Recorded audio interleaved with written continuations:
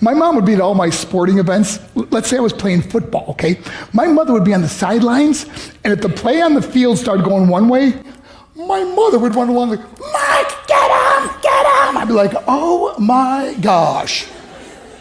I'd get in the huddle with the other guys. They go, Mark, is that your mother? I go, no, I never saw her before in my life. See, the greatest gift my mother ever gave me, she believed in me. I have overdosed on drugs on 3 occasions where I should have been dead. But I believe I was kept here for a reason. You show me your friends, I will show you your future. How do I know this? I hung out with losers, and I became the biggest loser of them all because I gave up everything I dreamt about as a little boy because of who I chose to surround myself with. My friends would drive me home at 2, 3, 4 in the morning. We'd be drunk and high, laughing in the car. We'd pull up in front of my house in New York. They go, Mark, the light's on. I go, oh man, my mother's up. See, my mom wouldn't go to bed until she knew her son was still alive. I'd walk in, she'd say, hi Mark, how was your night? I go, it was good, Mom, I'm just gonna go to bed. She goes, can I talk to you for a minute? I go, Mom, I'm tired, I'm just gonna go to bed. She goes, Mark, I haven't seen you all day and all night. Can I please talk to you? I said, man, just leave me alone. You bug me. I'd slam my bedroom door on the one person who believed in me. I was on a worldwide tour and we were wrestling overseas in Japan. After my wrestling match, I went upstairs in my hotel room and I fell asleep. There was a knock at my door at 3 o'clock in the morning. I got out of bed and I looked through the safety window and I could see it was a Japanese promoter. So I opened the door and he said, Mark, you need to call home. There's been an emergency.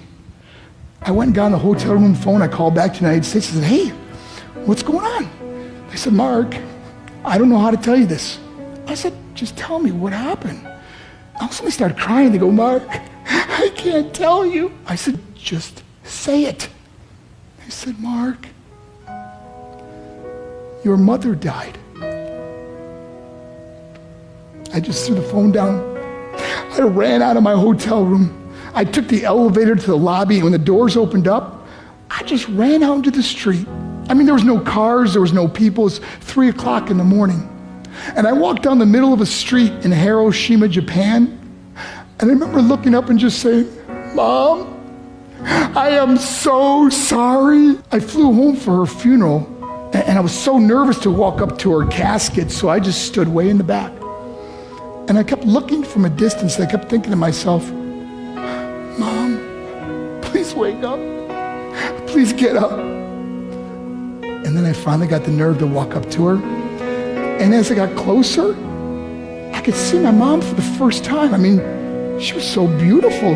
She was dressed in white. I mean, she looked like an angel. And I just stood over it. I said, Mom, you are my hero. Everything I am, everything I hope to be was because of you. You loved me so much. You gave me a life. You're the only one that ever believed in me. How did I repay her? By getting drunk, by getting high, by getting stupid, by hanging out with losers? For what? All she ever wanted to do was talk to me. I wish I could talk to you now, Mom. I wish you could see what I'm doing.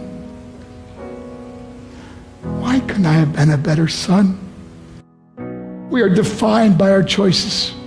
But if you surround yourself with people involved in drugs and alcohol and pills, it's a dead end. I'm not here to preach to you. I'm here to tell you I lived that life. It leads to broken hearts, broken relationships, broken dreams, and death. For what? To get high? If you have a mother or a father, when you go home, tell them how much you love them. See, my whole life was about being rich and famous. I had to be a millionaire. I had to win the race. I had to win the race at the expense of my marriage, my family, my friends. For what? To be all alone in the world? I learned what is truly important, and that is how precious this gift of life is, and our families, and how quickly it can be taken away. See, I no longer live in time, I live in moments. See, it's not what's in your pocket that matters. It's what's in your heart that truly matters. Love is just a word. until somebody comes along and gives it meaning. You're the meaning.